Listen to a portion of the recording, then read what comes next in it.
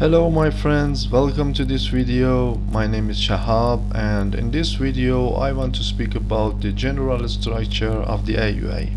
The AUA framework by default contains some layers. The first layer is documents. It includes all of the documents about services and tables.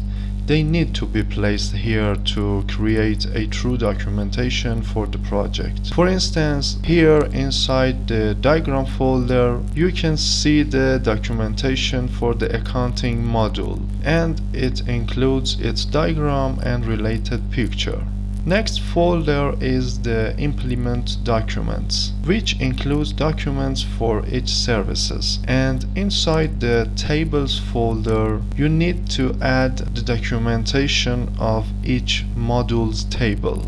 The solution items is the next layer. It includes some structure to understand architecture of the layers and their relations. The next layer is the common layer. It contains some general items and concepts, including the enums, consts, exceptions, extensions, and so on. We use them in other layers. The next layer is the data layer, which includes the DB context. This layer also contains a structure for Dapper, which enables user to work with the both entity framework and Dapper.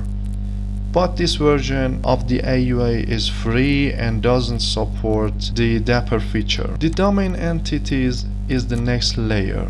The domain entities is the next layer, which contains the entities and their configurations. Note that for each module that is added, a folder is created and the entities associated with that module are placed in it.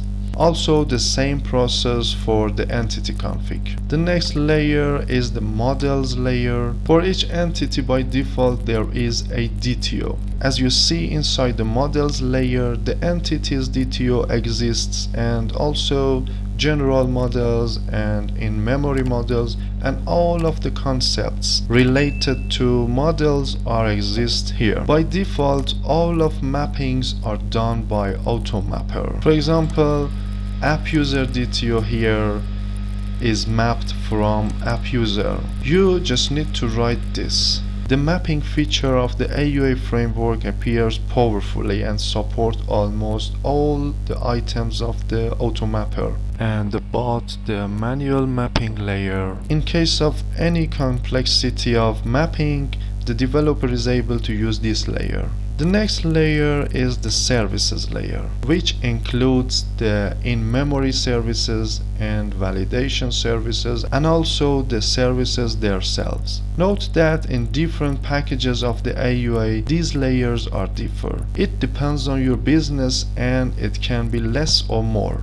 Some other services are available in the AUA, such as external services, which are not free. The next layer is the tests layer.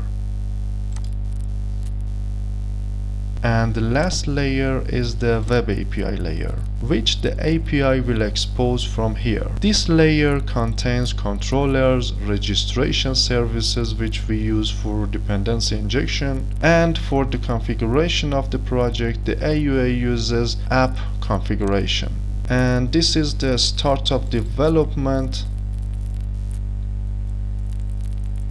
As you see, the project is using the default exception of the .NET, because the exception handler feature of the AUA is not free, which is extremely powerful. In case of using gRPC or GraphQL instead of the REST, you need just to manipulate and customize this layer. Well, this is the general structure of the AUA. You can learn more from the documentation of the AUA website. Thanks for watching.